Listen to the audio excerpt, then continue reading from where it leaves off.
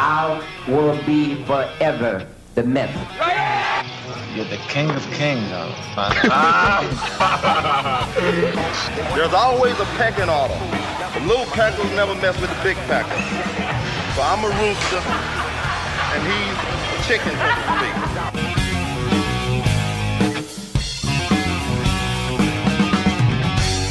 All right, welcome back to the Bodybuilding Legends Podcast, and we have a very special guest with us this week.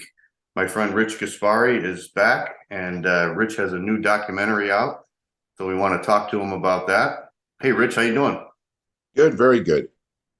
Getting ready for the holidays? Yeah, again, well, not really. I'm not ready because I've been traveling every weekend. Yeah, for work. I was at the Nationals last week. This week I'm going for Gaspari Nutrition to San Diego to meet with an account. Okay. Next week is the Olympia. So I'm going to the Olympia. Yeah. And it's Christmas, so I'm trying in between get myself ready. And I guess that's the benefit of Amazon. You could buy, you don't have to go to the malls anymore to shop. Right. Buy everything online. Yeah, it's kind of weird with the Olympia being a week before Christmas. It's crazy. Yeah, I think the reason for that is, when Jake Wood took over, I think, they had that set to go, I guess, where it was at the, where was it in the Orleans, and then they have the Las Vegas Convention Center. And I think that took years to get set up because before that was Mandalay Bay. Right. And from my understanding, what they told me, just to get a venue in Vegas takes like 3 to 4 years to get a good date. September, October. The Olympia was always September, October. I mean, I competed. It was September, October. One year it was like early November, the first week in November. Yeah. But it's never been. Last year was in December. This year's in December. Yeah. And I think what they're doing is to get that right venue date. Next year, it's going to go back to Orlando. Yeah. And the following year, well, they haven't said with the following year, but I think their understanding is to get it in Vegas, but in September, October. Yeah, that's what I heard too. I heard it's going back to Vegas after next year. So yeah, so they're going to have it at the right time because, as I said, it took. Actually, Robin Chang told me it takes 3 to 4 years to get a date. Wow, I didn't know that. Vegas. Yeah, so if you want to have a show a certain size and places that are there, you definitely have to book it way in advance. Yeah, I think when they're going back, I think they're going to be locked in for a couple of years then. So that's what I think they'll do. So then they have it in it's going to be, can't believe it. It's 2023. 2023 will be in Orlando. Then 2024 will be in Vegas, and then I guess from 2024 and 2025. That dates are like when you and I would probably not even imagine being in 2024. I know. Yeah, you mentioned the Nationals. You were out there last weekend, and I was out there too. And I was thinking that was the 40th anniversary because it started in 1982 when Lee Haney won in New York. Yes. And this was 20. And I saw that show as a teenager. I went to that show. Oh, wow. Yeah, I was in New York to watch Lee Haney win that show. Oh, wow. Who's this guy? He just had that tiny waist and wide clavicle. I didn't even know him. It's funny. I didn't know who he was then. I didn't either. Yeah, I remember reading a magazine. I had no idea who he was.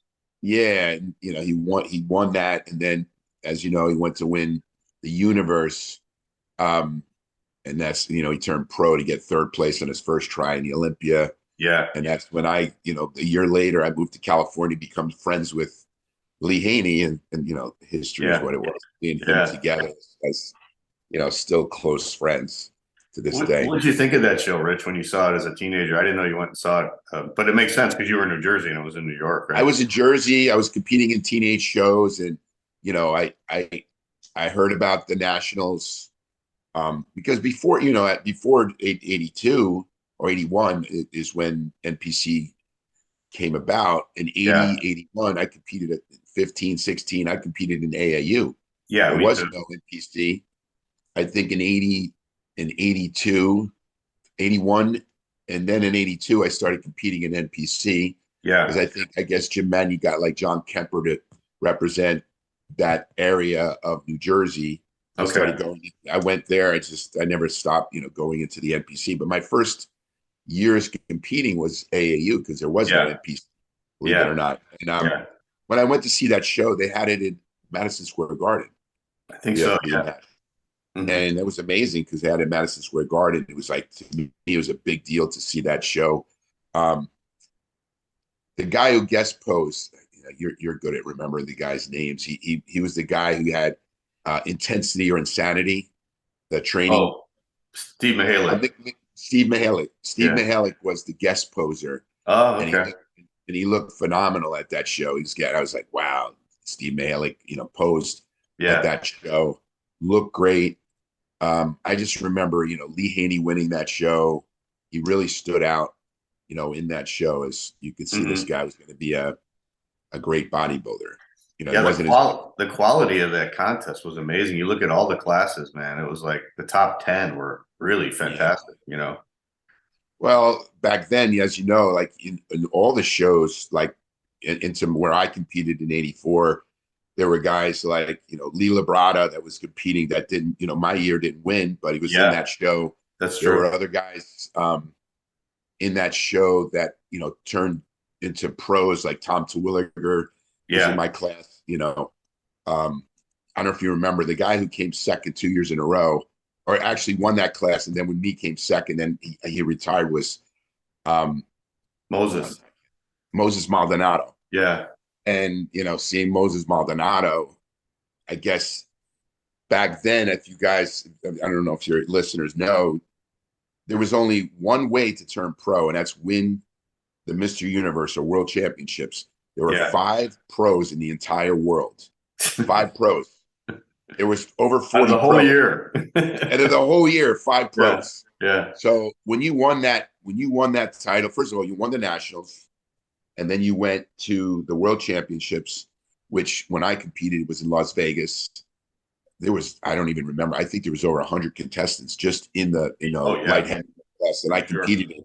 Because you had everyone from all over India, Canada, Mexico, you had all these guys, Germany, Italy.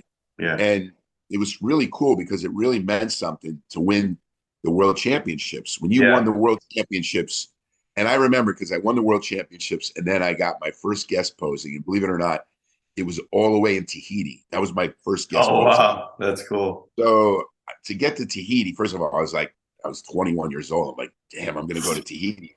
I went to Tahiti. To get to Tahiti, they had like a stopover in New Zealand. And when I stopped over in New Zealand, I was getting out of the plane for the changeover. And then someone came up to me, Rich Gaspari. I'm like, holy crap, this guy knows who I am. Recognizes me. And that's because it meant so much to turn pro at that time. Yeah. Today, you and I talked about it the other day. I think in the Nationals alone, they let every first and second place in each class turn pro. And there were 7 classes. So there was 14 pros just in the bodybuilding. Yeah. And you told me there was 8 classes in physique. There were 16 pros in the physique. Right.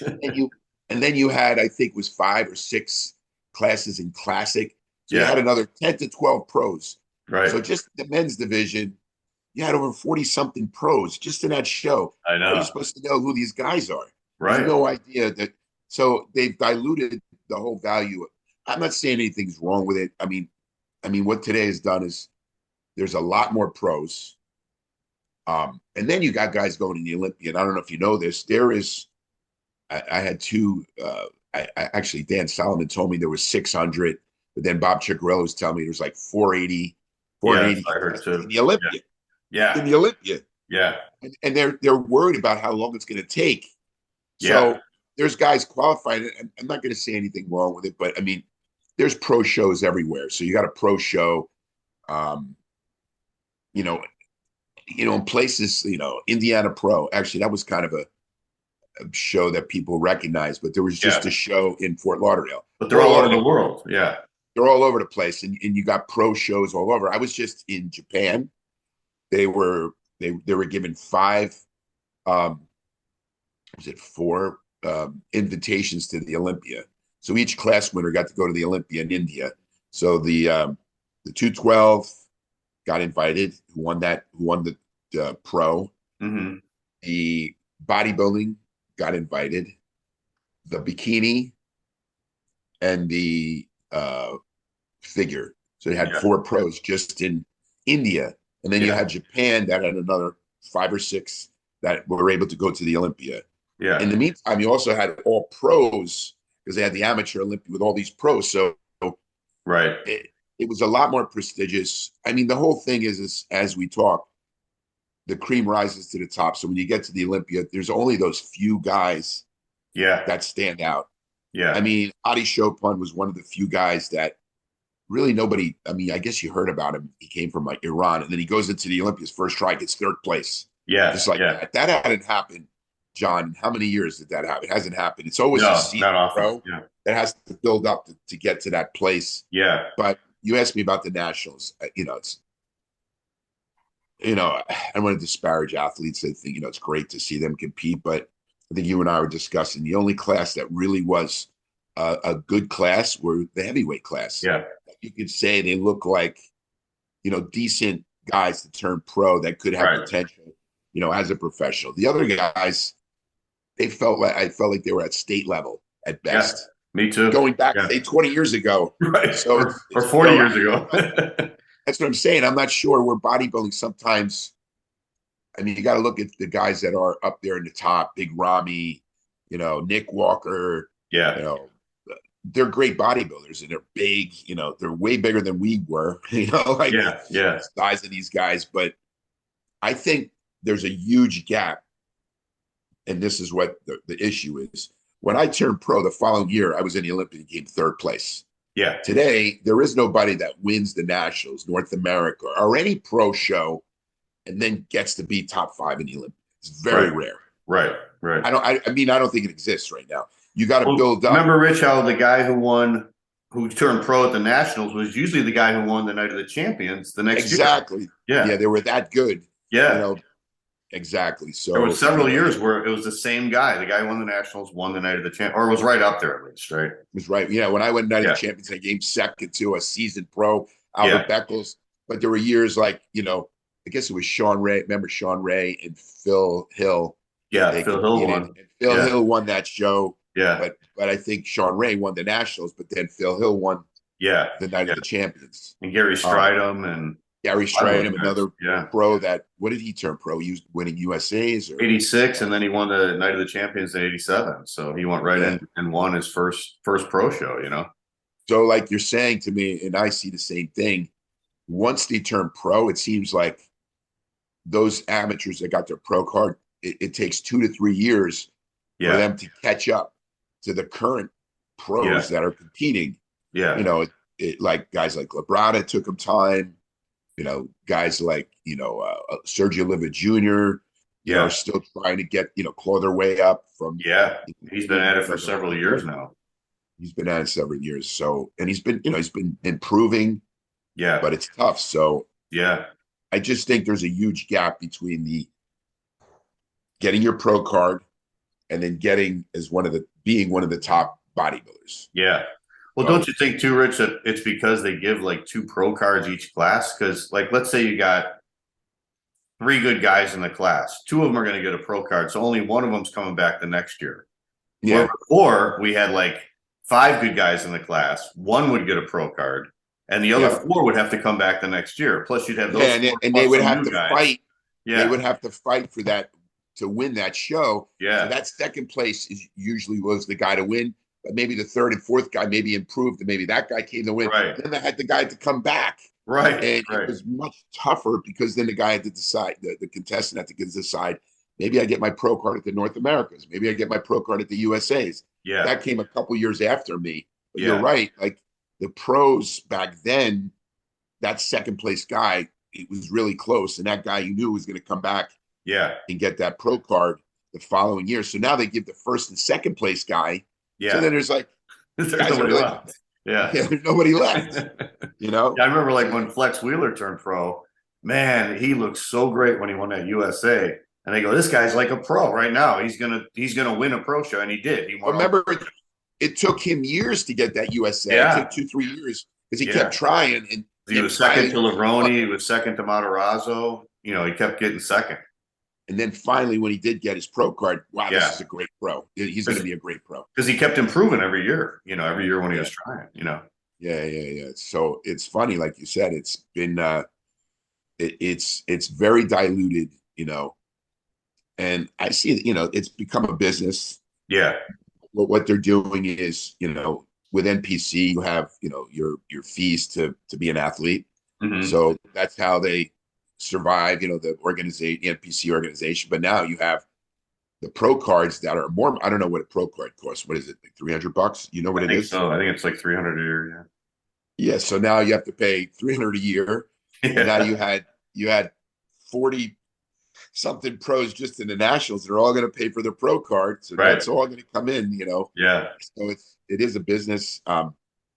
But as I said, the cream will rise to the top, and who's going to be the top Olympia competitors. But even the Olympia has been diluted because there's almost 500 or 600 competitors That's going crazy. to the Olympia. When I went to the Olympia, there was, the most I think there was ever was 30 when I was in the Olympia. 30 contestants. That was a lot. Yeah. Now you have And I was talking to John Romano about, the Olympia. He goes, what was the only way to qualify for the Mr. Olympia? And then it was like, you had to win Mr. Universe. Yeah. It was all former Mr. Universes. Right. There was no qualification with a pro show to get into Mr. Olympia. You won Mr. Universe, you qualified for Mr. Olympia. Yeah. Which makes sense because the Universe was the top amateur in the world. Like you said, you were beating guys from Australia, China, everywhere, England. So you beat all the top amateurs in the world. So you've gone as far as you can go as an amateur at that point, right? If you won that contest. So it would make sense that you can turn pro then, And I think that's what Joe Weider did with the Olympia, because once you won Mr. Universe, there was nowhere to go. There's nowhere to go, right? That's why then he came up with that concept of the Mr. Olympia to get past and present universe winners to go against each other. Yeah. So, John was saying, now to be a Mr. Olympia competitor, what did you have to be? And I was thinking about it. I said, I guess just winning Mr. Universe. Yeah. And every single one of those guys that were on stage, because if you think about it, Robbie Robinson won Mr. Universe. Yeah. Danny Padilla won Mr. Universe. Mike Metz won Mr. Universe. Right. I mean, I don't know if they let it, going back further, you're a better historian. I guess they let the NABA Mr. Universes go into the Mr. Olympia. Yeah. Or that they still have to qualify when you're going back to the Arnold era. Yeah. Like Bertil Fox, I think he just came over, although he did do the Night of the Champions. But then he wasn't placing well. Remember when he was doing the Olympia, he was never he wasn't winning. He was always like 7th, 8th, So see, later on, I guess the NABA competitors, it was more like Wayne D'Amelia. He gave them a special invite to compete in the Night of the Champions. So then you had NABA guys going into the Night of the Champions. Then if they would have done well, then they go to the Mr. Olympia. Yes. Another big name that I competed against was Eduardo Coac. Yeah, he was another one. Yeah, he was a NABA guy, and I competed against him. Yeah, in the Night of the Champions, and then Pro World, and he went to the Olympia. Yeah, he was like a legend in NABA because I think he won like 4 or 5 times. So he was one of the biggest legends in as a NABA champion, but then really didn't do much. Yeah, it didn't help him here. Yeah, and you mentioned Moses Maldonado, because he took 2nd at the Universe, so he had to come back, and I think that's when he was up against you, because I think he was 2nd in I think he was 2nd in 82 when Haney was in it, and then he had to come back in 83, 84. He never turned pro, because he never won the Nationals again. He won I think he won the Nationals in 83. 83, okay. 83, and went to the Universe. Yeah. In 83, who won in 83? That was the year. Maybe I'm wrong. I'm not sure now. I think he won it. I think he was on the team with Lee Haney. So that was 82. Oh, that's 82. And he got 2nd. Yeah. 82. Yeah. And then he came back in 83 and 84, and he never won the Universe. He got 2nd, or he never won the Nationals again. He never won. Won the Nationals. Yeah. So that's what I'm saying about it. He lost his chance. Yeah. A guy like that today would have been pro. Yeah, absolutely. Yeah. He would have been pro. He would have been pro the first time out, right? Yeah, well, the one guy that really freaks me out was Phil Williams, because Phil won the overall at the Nationals, and he goes to the Universe and he got 2nd to Gromulus, who you beat the year before. Yes. And then he never turned pro because he never turned pro.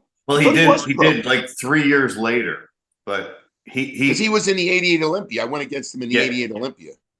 So well, no, he didn't do the Olympia, but he did the Chicago Pro. he didn't do the Olympia in '88. No, they were saying he should have, but he never did it. So he won the overall At the 85 Nationals. But then Gromless beat him. Yeah. And then he kind of went into a depression, and he's like, I don't deserve a pro card. He's so hard on himself. He was like, I don't deserve a pro card. And he never competed for the next 3 years.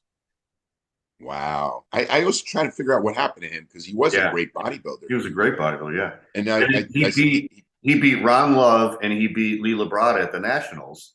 And the next year at the Night of the Champions, Labrada wins the Night of the Champions and Ron Love takes second. So Phil Williams would have won, right? Yeah. If he would have been able to go on the Night of the Champions, he would have won. I see him. I guess he's got a podcast now, and he's been posting a lot of history. Yeah. He follows me on social media. I didn't really know him that well, He seems like a great guy. Have you ever had him on your show? Yeah, I have several times. He's a great guy. He's got some great stories about the old days.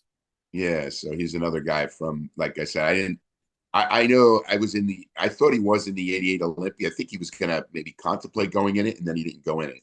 Yeah, he won the Chicago Pro like 3 weeks before. He beat Stridham at the Chicago Pro. His very first pro show, he beat Stridham.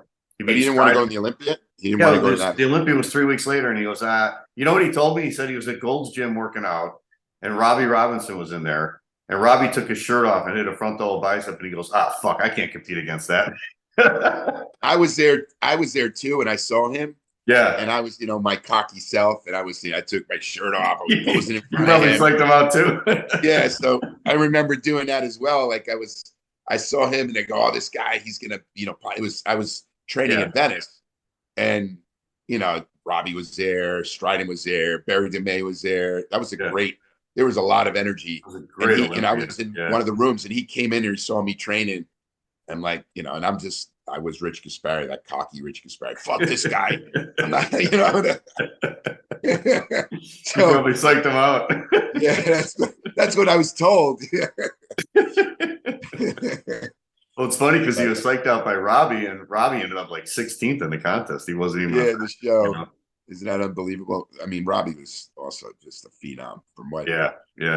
He was my boyhood. I just posted. Someone put it on there. A picture with me with Danny Padilla, Padilla, and I just posted it out there, and people were like, he was great. He should have won the '81 Olympia. Yeah.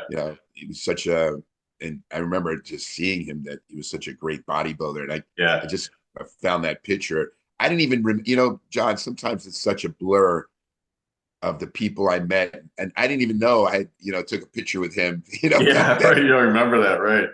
Yeah, it's so much. So much happened. In my life that a lot of times, it is a blur from what happened. But it goes to you guys. You told me about my documentary. Yeah. Tell me about that.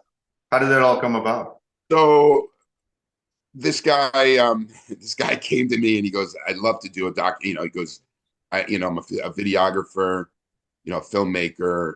I like to do a video. I like to do a documentary on you. Mm-hmm. Did one on it was called The Wrestler. It's not the movie with what's his name, whatever the movie. Yeah, Mickey. But it was another movie he did, and he goes, "I want to do a documentary on you. Can I do it?" I go, "What does it entail?" He goes, "Well, I'm going to follow you around probably for like 2 years." Wow, follow you around 2 years. So he followed me around for like 2 years and got a lot of stuff from me, just what I'm about, my attitude. I mean, what do you think of me when you say Rich Gaspari? A lot of it has to do with a hardworking guy. Yeah. That goes through adversity, that never gives up. And right. That's what kind of the film was about. A lot of it was just about me, the guy that goes through things that happen, but then come back and do everything they can and always have a positive outlook. And it's funny, John. I was there as a person looking at it, and he didn't let me see it. Oh, before. really? Oh, wow. No, I the first time was at the theater. That's cool. And this was with Kevin Smith, the guy who made Ben Affleck famous. Yeah. He's got a film festival, Smodcastle Film Festival, that was in Atlantic Highlands in New Jersey, and was the first time I got to see myself, and I got motivated by myself because I'm listening to myself, as the 20-year-old kid, 25-year-old kid, 35-year-old businessman, 40-year-old businessman, 50-year-old. And I watched, and all the things that happened, talked about, my setbacks from, divorce to bankruptcy to coming back. So it's if you're looking for something to get you like motivated, that's what my film is about. Yeah. He's still farming it out on streaming video. Okay. He got offered to put it on Hulu, but he's waiting to put it on another streaming video. So he'll let me know when it gets out there, so that I'll let you know where it's going to be. Yeah. But so he had clips of you, Rich, when you were younger, and then he put all that in the. This guy found clips of me from winning the pro world. Yeah. That I thought were lost. Yeah. Winning the universe. Videos of me, going for the golds. Videos of me, throughout the whole time that I and Gaspari Nutrition, was. So he found a lot of stuff online that he put out there. A lot of stuff was like fuzzy because it was old, to see stuff on me. But it was a lot of, just listening to me as that aspiring 20-year-old kid or a guy who just started Gaspari Nutrition and talk about this business I started, what it was about. So it was kind of cool to see, all these different, just stages of my life that he got about me. And my daughter came, she's 15. And she goes, I know everything about you. And then when she watched, she goes, I didn't know this and I didn't know that. You're not going to know everything, about, her father. Yeah. It was good to have that, and people that saw it were, motivated by it. So, look for it. It's called Gaspari. It won through a bunch of different documentaries because Kevin Smith, basically, they had a lot of them submitted, like hundreds of documentaries that were submitted to Kevin Smith, and he picked that video. Oh, okay, cool. So it was like a big deal. It was like best video. I'm sorry, best documentary. Yeah, so that was out there. I mean, he had like horror movie, documentary, all different categories. Different categories, yeah. So when this guy followed you around, was he like going to work with you, going to the gym with you, everywhere? Yes. Yeah. Where I traveled. One of the things he started this, we were sponsoring the Amateur Olympia. Okay. And it was the year of the pandemic. 2020. So 2020 is when he started. So when he started this, it was like an anomaly to go to this show. And we were talking, I had my big sign up there. And I said, 100,000 people would walk down this hall. There's nobody here with my big sign, this nutrition. Yeah. We had all the competitors, and then you look at the audience, there's nobody there. Yeah. It was just weird. It was really weird. And, I talked about this is one of the biggest shows, but right here, like there's nobody here to watch this. It's like, it's actually scary. But that was the beginning of the documentary, was during that, pandemic. And then it went from there, getting up in the morning, talking about little things that I do. Like the first thing that I do in the morning is make my bed. Right. Yeah. I always talk about it's the first accomplishment of the day. Talking about, what my father instilled in me was hard work. And, my dad was a mason, but I was like, it's not the work I wanted to do. It's right. It's not the hard work I wanted to do. But I know that whatever I do, it has to be hard work. And whatever I was doing, which was, competing or starting, a supplement business. But still, I got the same idea that hard work is what builds success, not just nothing's by luck. You make your own luck in life. That's kind of what the the documentary's about. That's awesome. Yeah. I don't know if that you saw in the news now that they're not running the Arnold Amateur. Yeah, I just saw that yesterday. Yeah. And they said indefinitely. Oh, really? Well, not just 1 year. And I don't know if you know the reason why. No. I believe it has to do with all the stuff that's going on with the NPC right now, with those articles, Washington Post, and talking disparaging, the whole organization. Yeah, and I know that's a bunch of crock. I think it's Wayne D'Amelia that's pushing that out. That's as a chip on his shoulder because he got ostracized from Yeah. an organization. And he's trying to, they're trying to find dirt. And the guy who's doing it is George Butler's son. Desmond Butler. Yeah.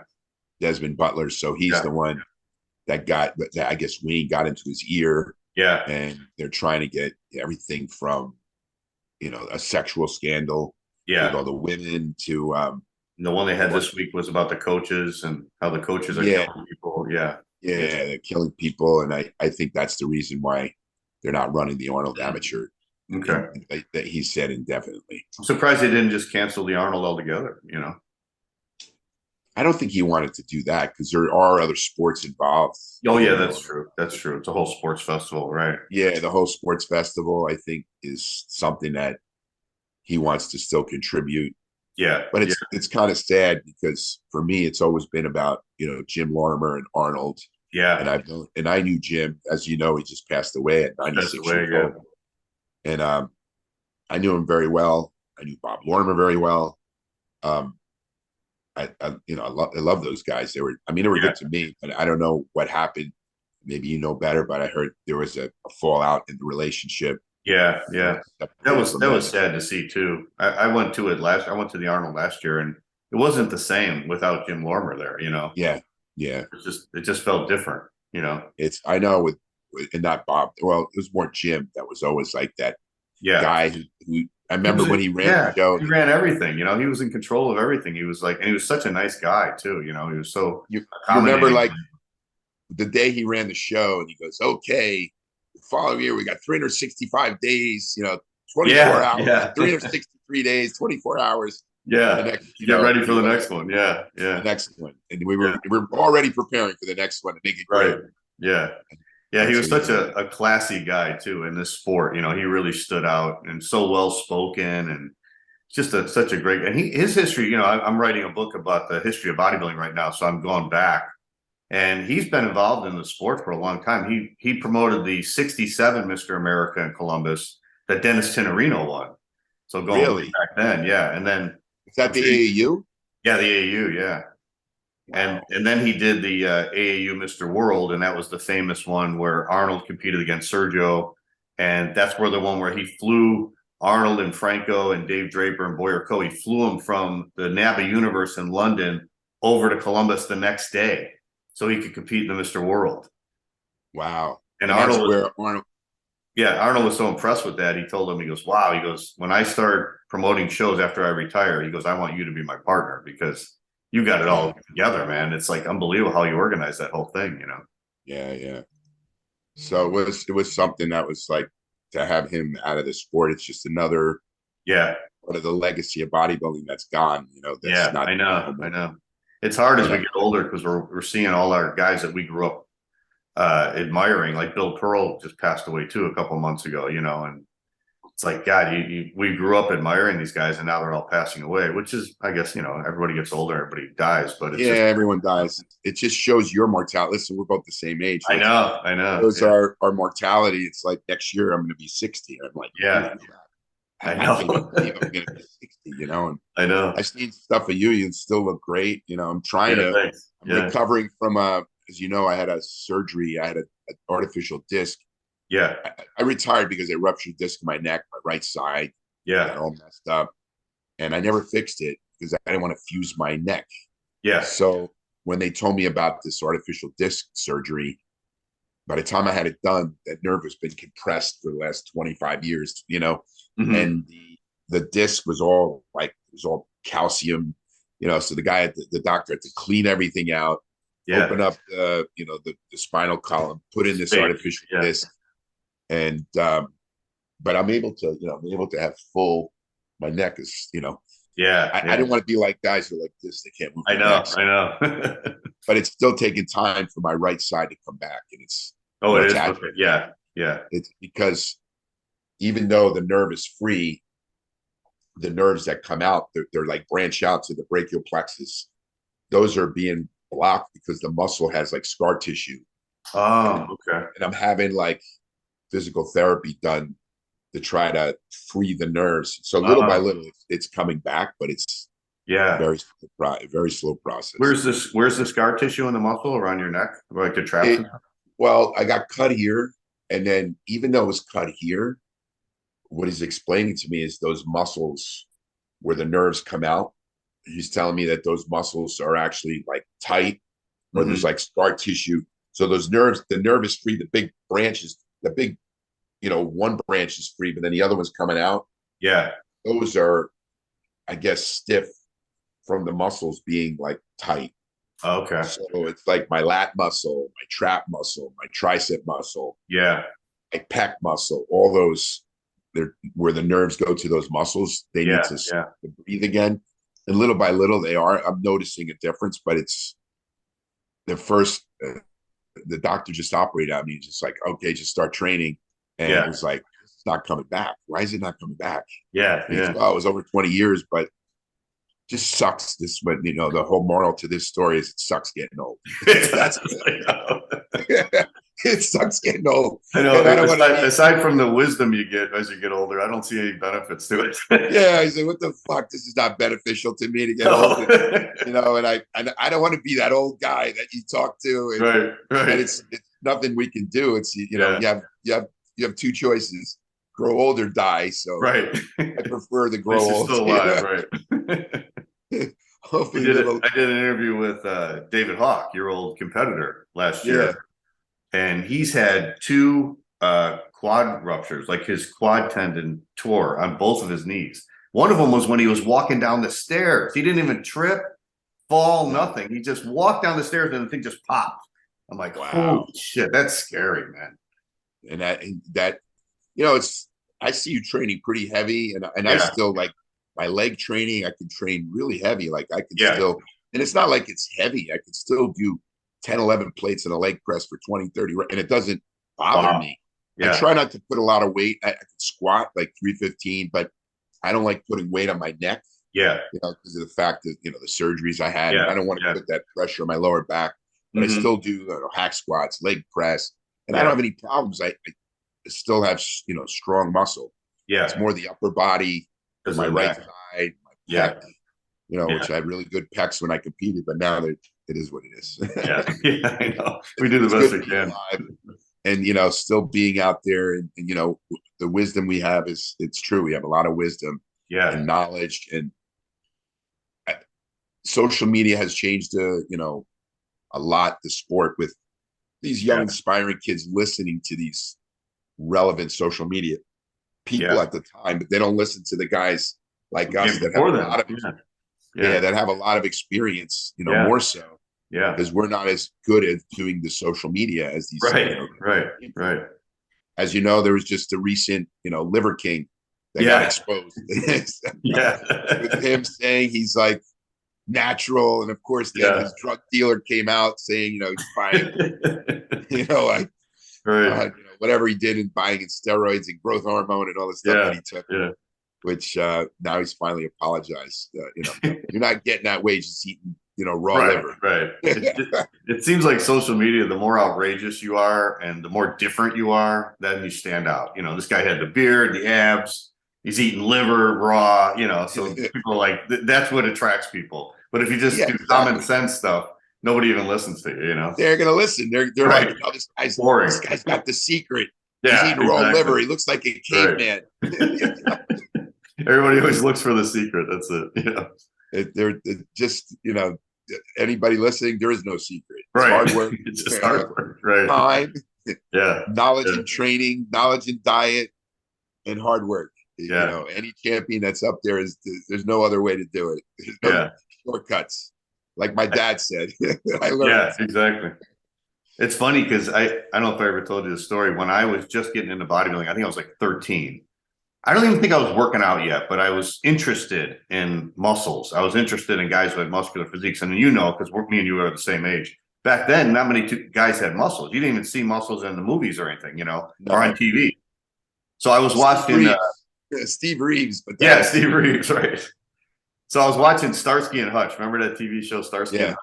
Yeah. So they were going to bust this drug dealer, and he has his bodyguards come out of the back room, and they're bodybuilders, And then Starsky goes, "Oh no, we're going to get beat up or something. And then Hutch goes, no, they just take pills to look like that. And I didn't know what he meant. So I remember it was bugging me. So the next day I asked my dad, I go, what do you mean by that? My dad goes, my dad was like a dock worker, like your dad, a blue collar guy, Yeah. And he goes, well, I don't know anything about that, but he goes, I know you can't develop a body like that without a lot of hard work. You can't just take a couple pills and get a body like that, Yeah. So that instilled in me too, that you have to work hard to get this, Yeah, it's not just going to happen. But I guess, I don't know when The Incredible Hulk came out. Was that when we were like 13, 14? Yeah, it was like 77, 78. So we were more like 14, 16, 15, Yeah. 16. But that was the first time you saw like a real bodybuilder. Yeah, bodybuilder, muscular, and you're like, right. Holy crap. And I told you my story that my best friend had a stack of magazines his father read. And then when I went into his basement, I saw these stack of Muscle Builder magazines. And that was like, holy crap, these people exist that look like this. Yeah, me too. That's what I thought. Yeah. That's what happened. So those magazines changed my life, Yeah. They just re-released Pumping Iron. They got a new publisher and they re-released the book. And it's got a new a forward from Arnold and from Charles Gaines. So I just got it sent to me the other day. It was really cool seeing that book again, Really? Yeah. Wow, that book there, that was when did that come out? 76? 74. 74? I thought it was the 75 Olympia he was competing in. Well, that was the movie. This is the book. The book came before the movie? Yeah, the book came out. It covered the 72 Universe and the 73 Olympia, and then it came out. Okay. I didn't read the book. I never read the book. Oh, you never read the book? Oh, you got to get it. It's amazing. Yeah, you got to get it. Yeah. The writing was so good and the pictures and stuff. And I thought this would be a great way for today's generation of bodybuilders to see what the sport was like back then, back in the 70s. Because they kind of brought bodybuilding out to the general public. They were the first ones to do that. But don't you feel like the younger generation of bodybuilders did not look at the history? Like you and I looked at history when I was a bodybuilder, when I was a kid, I looked at bodybuilding, and some of the bodybuilders I looked at were no longer competing. I looked at guys like Larry Scott. I was just 1 or 2 years old when he won the Olympia. Yeah. And then there were guys like Steve Reeves, and I saw John Grimmick and George Eiferman, all these bodybuilders that I looked at the history of bodybuilding as a kid. Today, I just remember being at a gym. I was at one of the bodybuilding shows, and there was this really good looking classic bodybuilder, and he was from Egypt. And I said, wow, you got a really nice looking physique. I said, you got a physique similar to Muhammad Makawe. And he's like, who's that? I'm like, you're from Egypt? You don't know who he is? Yeah.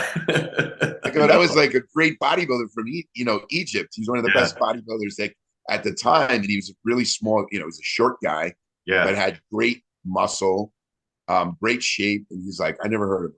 And I'm like, okay, this guy's from Egypt.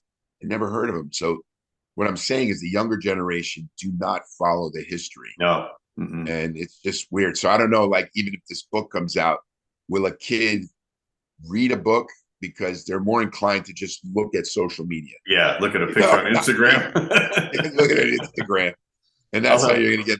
I'll have to promote it on Instagram in order to get people interested in it. Yeah, you should probably get on Instagram and put excerpts from the book in small tidbits, because the attention span of today's kids are like 2 minutes. I know.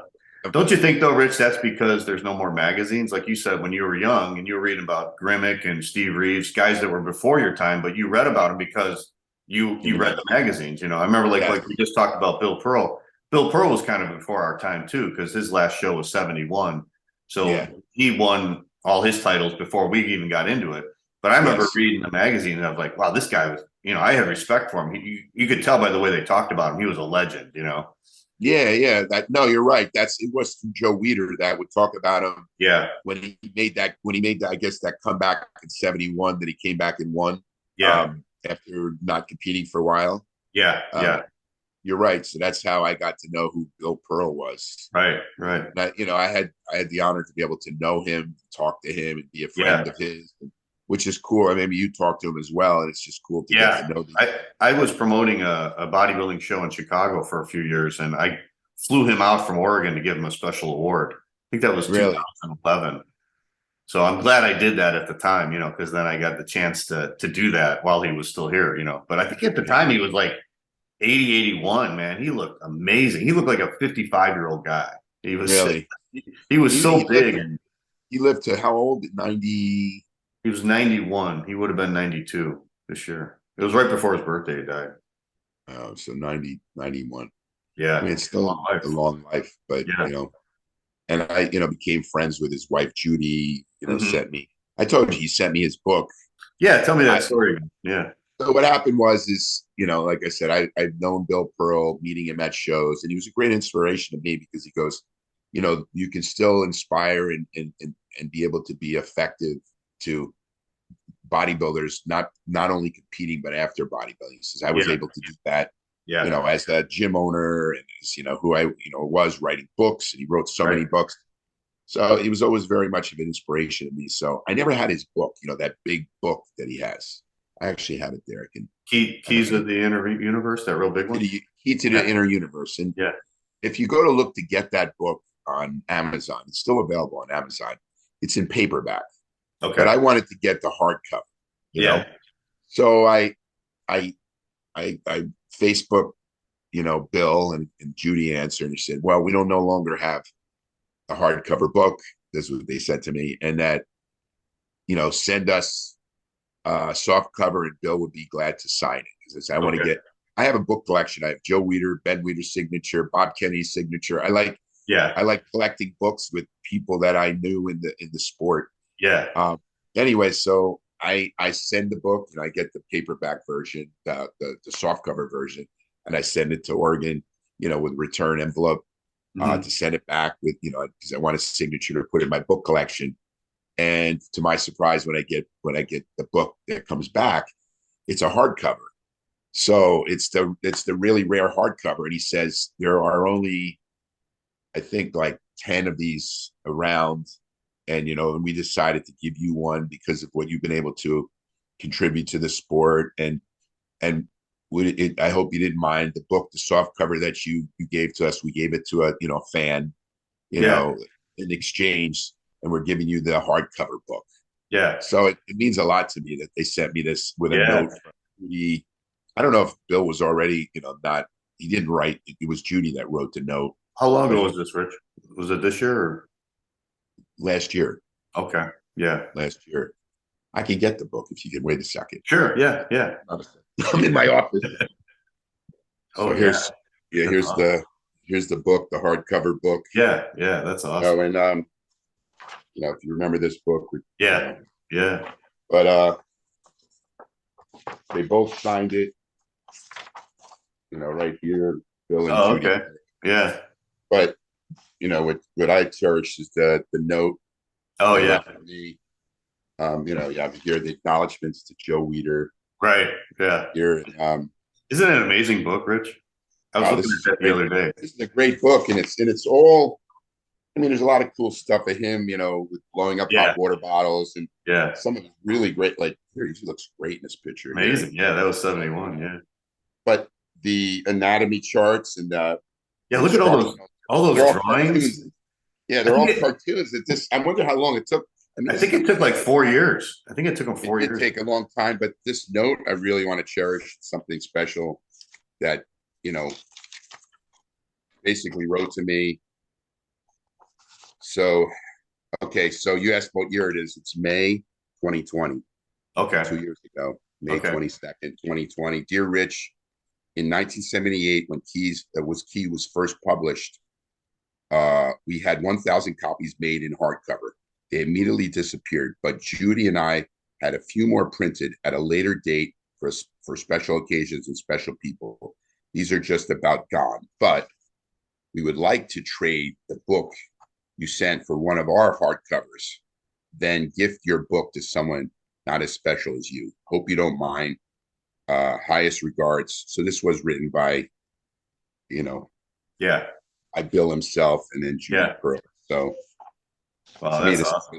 Really, to me to have this, just like, really, I would never get rid of that letter for sure. So, to my daughter is like, oh, what does that mean? To you and me, this is like, Yeah. Yeah. It's gold to have Priceless. this. Yeah. Yeah. It's priceless to have this. And, Absolutely. my collection of books. That's why I said, if I get the book, the Pumping Iron book, I'd love to have like the author sign it. Yeah. To have it. Yeah. And it's more, it's a lot more special. I've had Charles on my show a couple of times. He's a great guy and great writer too. Way to read the book. You'll be amazed at how good the writing is. Yeah. I'll get the book, and then with your help, I'm going to try to. Yeah. I'll send the book to him and say, I'm a big fan. I love you to sign this book. Yeah. He invited me to his house in Alabama. I guess he stays in Alabama for like 6 months. So he said, yeah, you have to come by and visit for the weekend or something. So I think I'm going to do it, cool. Yeah. Yeah, you should. Yeah. You're not going to, what it is, these people, like you said, they're not going to be around forever. And it's really cool to have that connection. And I hope the younger generation starts to see the benefits of the past champions of what they what they can do for you. And it's, I think it's up to us to push that out. Like, I'm doing a lot more with social media to put, a lot of my old pictures and what I did, but also what I'm doing currently. And, my training philosophies, to put out there, and, how I dieted. It's, there's a lot of so-called experts there that are giving really bad advice to these young aspiring bodybuilders. Yeah. Fitness girls, I see people going on 0 carb diets for months and months and months. 1,000 calories. Yeah. 1,000 calories. And I'm like, how are you going to gain muscle? I helped this one girl, just like she had a coach, and I don't do coaching, but I may start because it's like, I'm looking at how many people are out there that are hurting others. And it's almost like I said, maybe I should do some of this, even though I'm really busy, and pick select people that I enjoy training that are really going to listen. Yeah. But this girl was on a diet, like 1,000 calories, 1,100 or 1,200 calories, 0 carbs. I can't gain muscle, blah, blah, blah. And I'm like, because you're eating like a bird. You got to eat. So the first thing I did is like, she goes, well, I got to weigh myself. I said, throw the scale away. Don't weigh yourself anymore, because there's going to be a process of, what I'm saying? You're going to start gaining muscle and you're going to put on weight. If you look at the scale, you're going to like, oh, I'm getting fat. Yeah. So you can't really look at the scale. Yeah. You got to look at how you look and your appearance. And this girl is like gaining muscle now. And it's like, it's great to see, like, wow, just my knowledge is helping this person. Yeah. And she's like, how do you know all this? Like, I've been doing this, like, to me, it's like brushing my teeth. And I went to so many shows, and I know how to diet for a show. Right. I'm not privy to, today's bodybuilding drug cycles. I wouldn't know what to give anyone. Right. And I really don't want to know that, No. Yeah. I want to stay healthy, John. I want to, at this time in my life, I want to stay healthy and live like Bill Pearl, or, these guys that have lived longer, and lived longer lives that contribute more. And it's not only about living longer, it's living a quality lifestyle, not being in a wheelchair and not being sickly. Yeah. I don't want to be in those conditions. I want to be healthy. And what can I do to be healthy from this point on? Right. So that's what I'm trying to do now. Yeah. And like you said, I remember we talked years ago, I was trying to sell cars. Yeah. You're like, what are you doing? You got like a doctorate degree in knowledge, in bodybuilding from all these years. Like you and I have both been in the sport the same amount of time. And it ends up being like 45 years we've been bodybuilding, like you said, it's like brushing your teeth. It's like so common knowledge. But yeah, it's a shame not to share it with people, because we've got so much experience and so much knowledge, And now you're doing your thing, right? You're doing I'm doing online coaching. Yeah, I'm working with a company. There you go. Like, you can't be doing something you hate doing, right? You need to make a living, and I know it's hard at first because you're trying to transition. Yeah. But listen, I've always done what I love to do. I got involved in being a bodybuilder, and then from that point, I got into selling supplements because I've always loved everything about nutraceuticals. But I don't know if you know this. I did the same thing you did. I went to go sell life insurance. You told me that, yeah. I did it for one day. I took all the tests. I passed all the tests, on insurance. Yeah. And it was mortgage insurance. Like when you die, you get your mortgage insurance paid. Yeah. And I went out on the road and I sold. I went on the road and I got to sell my first insurance policy to and this was me wearing a suit, going door to door with these leads. And then I came back to the guys like, good news and bad news. He's like, what's that? I got our first sale, me selling my insurance, to somebody. The bad news is I quit. I'm out of here. There's no way I'm doing this. I think I sold cars for like 2 months. And you were like, I'm not doing I it. just went into his office and I go, I'm done. I can't do this anymore. Because you gotta do what you love, John. You have to do absolutely. Yeah. If you don't do what you love, even if you make less from what you're doing, if you do something that you love and it's your passion, eventually you'll start making more. Yeah. And eventually you really don't call it work. Right? It's not really work. It's like quality of life, like you say, it's like you'll enjoy your life better. I mean, how many people are out there working these jobs they hate and they're miserable, just miserable every day. And life goes by so fast too, Well, as we both know, we're both hitting 60 and it's right around the corner. I know. It's going to be hard for me to all my competitive bodybuilders right now are all in their 60s. I'm the last one right now because I guess I was one of the youngest at my you were. So you're right, because Lee Haney, Lee Labrada, Barry DeMay, they're all in their 60s. Yeah, on their 60s right now. So, and they all look great. You see, Lee Haney looks great. Yeah, Lee Labrada looks phenomenal. Lee Labrada's amazing, man. God, he's still ripped. He's ripped in great shape. I mean, if he takes, he's still in great. Barry DeMay in great shape. Yeah, he's in great shape. Bobby Robinson, he's he's a phenom. Like if you look at him now, I think he's like, is he 76, 77? 76. Yeah, he's a year older than Arnold. So he's older than Arnold, and if you see him with his shirt off, he's shredded all the time. I know. Yeah, it's still muscular. Yeah. Who else did I see? Vince Taylor still looks amazing. Yeah, he's always gonna have those arms, man. Yeah, he's got these huge arms. Yeah. So. Yeah. It is something that, they say about, ageless, bodybuilding, keeps you young. The fountain of youth. It definitely keeps a lot of us much younger in how we look, Yeah, that's the whole point of the sport. And I don't know if you know this, but Lee Haney also is concerned about the history of the sport too. He asked me actually to come up with like a seminar where we could teach the history to his, he has that personal training certificate program. Yeah.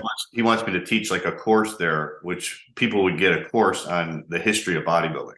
That would be amazing. Yeah. I mean, you're a historian. You'd be the best guy to do that. Yeah. And go through from Steve Reeves and John Grimmick to the present. And, there's a lot I didn't realize, until now, it was that golden era. Even I was in that golden era of bodybuilding. It's not a transition from the Arnold, in the Olympia, was there 5, 6 competitors?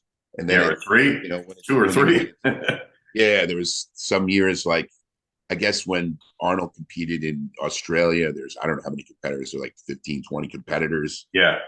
Going to it started really growing into the 80s with the Grand Prix and Mr. Olympia. There was so many more opportunities for pros and make a living as a bodybuilder. It was at that time. Yeah. I was living in that time that I was, I became a pro bodybuilder and made money being a bodybuilder. It was kind of cool. Yeah. And then it changed. Of course, I think the height was bodybuilding is right up to Ronnie Coleman, and maybe the first, maybe Jay Cutler kind of, but right up to, Ronnie Coleman is where it kind of that was the peak. Yeah. For me. Yeah. Yeah. I miss those magazines too, man. We had those magazines when we were younger and, we all read them and we all learned so much from those, but those were the good old days, for sure. Yeah. And I think you're right. That's why the youth of today doesn't know anything about the past, because everything is on the current social media of these guys that are the most popular, and that's who the kids are following. So they're not reading a magazine and then seeing an article on Bill Pearl, like you said, or reading an article on, Steve Reeves or, those bodybuilders. So I think you're right. That's the reason why the history is gone. Yeah. I think I mentioned I had Rick Wayne on the show not too long ago, just last month. And I remember Rick used to write these 8-9 page articles about the Olympia, when the Olympia report came out. It was he kept reading and reading. He had all the information about everybody. It was so detailed. And sometimes it was 2 or 3 parts. You know, it was crazy. Yeah, he was a great writer, and Yeah. he was also one of the guys that I looked up to. I don't know if you were ever at Weider's office. Have you ever No, been to I Weider's never, office? I never had a chance to see it. So you missed it. So you I walk know. in there. It was a museum of bodybuilding, and right there was a staircase that went up, and right there was Rick Wayne with this, the front. Yeah, the pose. Yeah, it was like a painting, right? Pose. Yeah. And then there was Arnold, doing a double bicep, and Lou Ferrigno, and it was just, I got to be in that office, and it was just such a great experience to be in there, and then all the artwork that Joe collected. It was, I was really like honored when Joe did a painting of me.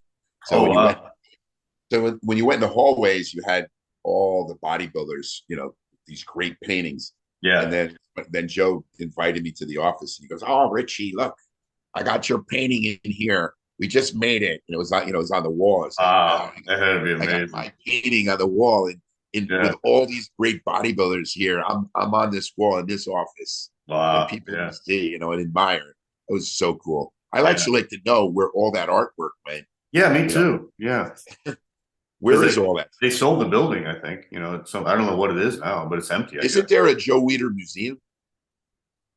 I don't know. I heard there's a Joe Weider museum in Texas. Oh, really? Okay. Well, I think who was it? Terry Todd and his wife. Terry passed away, but Jan Todd. I think they have.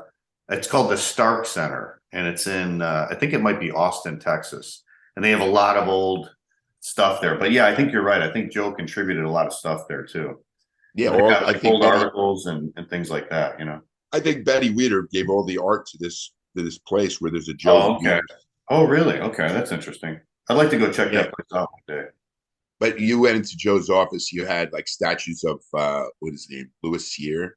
Yeah, the strong man. Yeah. It was just. I remember it to me. It was like a kid in there, like, oh my god, look at this stuff. This is so cool. And I remember getting to that office where Joe Weider was, and all the antiquities he had in his office. Yeah. And then I got to know Joe really well, and then got to go in his home when he invited me to have lunch at his house. That's cool. And then he would invite me into the house, and then he you go up these stairs, and he collected signatures. Oh, okay. So he had like documents. He had the World War I surrender, Germany surrendering. He had the World War II surrender. He had signatures of Copernicus, who basically came up with elliptical orbits. So I'm like, wow, that's how I know I didn't know who Copernicus was, but then I saw I don't either. It was Copernicus. But he was into collecting like signatures of all these famous people. But then you would go to his office upstairs, and he had this big office, and he had this big, one of those light tables. Yeah. So you could look at the slides. Yeah. I've seen pictures of that. Yeah. You would have that in his house for, photos. Yeah. Magazines. Yeah. And he would show me, "Oh, Richie, come here. I'm going to show you what I'm going to put you on the cover and a magazine article on you." And he'd show me that. So that was really, really cool. And that's, I got to experience that a lot of guys would probably never get to experience. No. Yeah. Bodybuilding definitely lost something when we lost Joe, because he had such passion and heart for the sport, man. That'll never be replaced, I don't think, And I talked about in my documentary about Joe Weider. And how good. Yeah. He actually, to me, was like a second dad, because, I got to know him. Any bodybuilder that was during his time that knew him, you could talk to guys like Lee Haney, and they're all going to say, like, he really treated me special, but he did that for everybody. It's right. Like, you would think, like, I'm his special guy. Yeah. He was like that with me. He was like that with Lee Haney. He was like that, you know what I'm saying, with Lee LeBron. Yeah. He was like that with every one of those bodybuilders that he treated like they were like his kids. Yeah. So it was really special in how he was with the bodybuilders. Yeah. Well, Rich, congratulations on the documentary. Let me know when it's out, and I'll put it out on the show so we can see it. Hopefully it'll be on one of the streaming services like Hulu or something. Yeah, he's looking right now that Hulu's already wants to take it, but he wants to look at some other options for where to put it, where we get the most views, and he wants me to start pushing it out on social media, which I will once it's out on streaming video. Yeah, look out for it. And very, like I said, it's kind of cool seeing your life. absolutely. Yeah. Reflect back on your life and what it's about, what it Yeah. meant. Yeah, well, you've done a lot, man. I mean, when you're in our conversation, I mean, you won the nationals in the universe at 21. That was crazy, at such a young age. And then you spent all those years, meeting Joe Weider, meeting all these icons, and living your dream, and being a pro bodybuilder, competing in Olympia. So yeah, you had a great life. No, thank you. And you're still having a great life. It's not over. No, it ain't over yet. We're still right. Well, I always say this is the next chapter. You know what I mean? Yeah, That's exactly. The next chapter. Right. We're growing older, but I'm still enjoying life, and still, I'm still pushing. It's guys that just give up. Like they get to this point in the room and they just stop. Yeah. Yeah. There's still an evolution of what Rich Gaspari's about. What am I going to do next? I'm working on my company, Gaspari Ageless. I'm looking at working with doctors on, peptides. And so there's other businesses I'm going to get into, but it's, and I treat my businesses like bodybuilding. Like, it's me like competing, but I'm doing it in a business sense because I can't compete anything, I can't compete anymore, but I can still treat those businesses like I did when I was competitive. Yeah, absolutely. Yeah. Well, we were talking about Bill Pearl, and I remember when I gave him that award, he said to me, if it's guys like you, if you don't keep the sport going, the sport will die. And I'll never forget that, and that's what he always told other younger guys like us, was just keep it going, keep pushing it like he did, No, I thank you for doing that with your podcast and getting guys like Rick Wayne and hearing stories that I got to listen to it because I know it's like I'll send it to you. Is it 3 parts? 3 parts? Yeah. It took me 2 years to get him on, and then he wouldn't stop talking. He wouldn't stop talking. Have you done Albert Beckles? Yeah, I did him years ago. Yeah. You've done Albert Beckles. Some of the guys but no, it's cool to have all these. Have you done Mike Katz? Yeah, Mike Katz was one of my first guys. Yeah. So you've done all a lot of the legends that are out there, and I know you. I said you said you wanted to do Dave Draper, but he wouldn't do it. Like, Dave Draper, and I wanted to do Matt Mendenhall, and he wouldn't do it. And then he passed away. Either. Who would have expected him to pass? Have you done Rory Littlemeyer? No, he was kind of sketchy on it. I should try him again, though. You should try him again. Yeah. Yeah. I tried getting him to do some, videos with me. We were doing Hunt for Hardcore, and I was trying to get him. I said, when I come to California, I'd love to get you. I want to tell you, we're big. I mean, he was a mentor to me because he was. I mean, he's like 66, 60. I don't know how old he is, but he looks phenomenal. Have you seen what he looks like? Yeah, he still trains heavy too. It's unbelievable. Trains heavy. His arms are still like 20 inches. I know. And he's in great shape. He's he's got this big dark beard, and he still looks good. Yeah, it'd be good to saying I should text him because I follow him on social media. I should say to do an interview with John Hansen because the things we've done.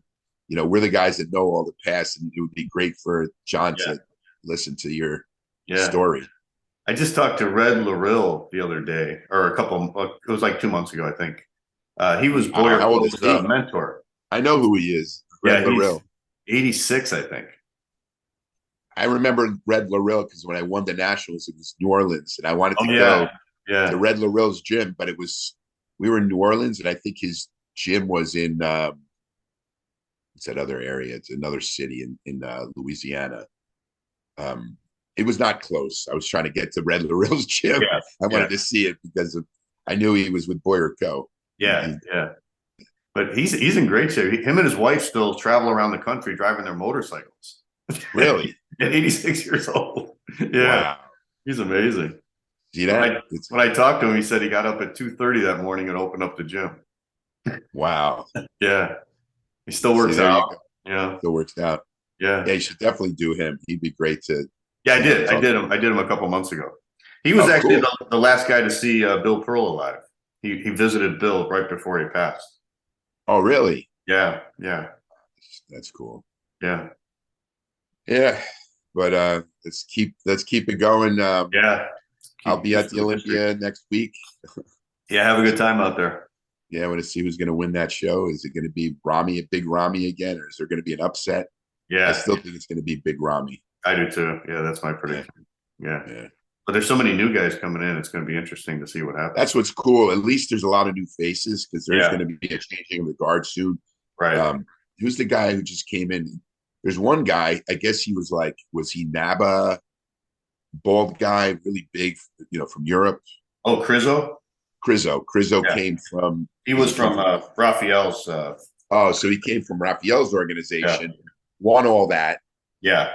and then had to go back into the amateurs. He won that right away. Right. And then he went into his first pro show, won that. and Won now he's that. going- Yeah.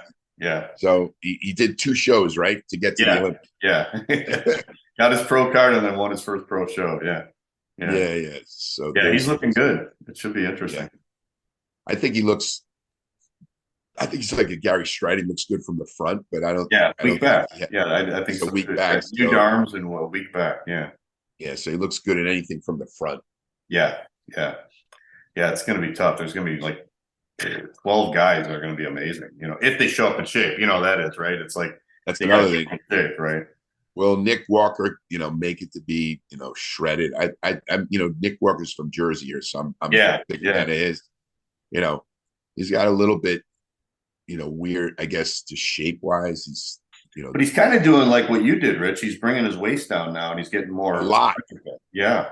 I'm surprised at how much he improved his shape. It's amazing. So yeah, he's actually bringing his size down because he's Yeah. big enough. There's nobody bigger than him, just except for Rock. no, right. Yeah. Yeah. So if this guy comes into conditioning and and He looks like he's in condition too. He's been in condition for weeks. Yeah. and then I saw Hunter Labrada. He looks really good. Yeah. Huge, and he looks shredded. So it's interesting who's going to do well in the show. Yeah. All right, Rich. Well, thanks for joining me on the show. I know you're busy, but I just wanted to get that word out there about the documentary, and it's always good talking to you. So Thank you. good to talk to you again, and glad things are going so well. Thank you, John. And it's always a pleasure to be on the show. All right. Thanks, Rich. I appreciate it. Thank you. Bye-bye. All right, buddy. Take care.